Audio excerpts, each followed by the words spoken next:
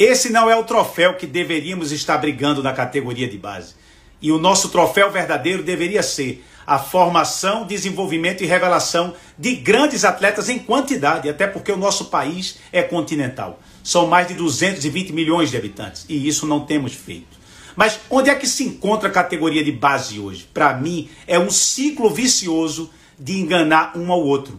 O torcedor cobra do diretor a conquista de título na base. O diretor cobra do seu corpo de formadores, eles cobram dos atletas. Os atletas buscam ganhar esse troféu para responder aos treinadores, que respondem aos gestores, que respondem aos diretores e esse aos seus torcedores. Será que isso tem sido benéfico? Uma história de enganação, porque ganhar troféus não significa revelar jogador. Eu já vi muitas equipes campeoníssimas sem revelar ninguém. E o contrário, equipes que não venceram, revelar grandes jogadores. Nós estamos correndo atrás do troféu errado.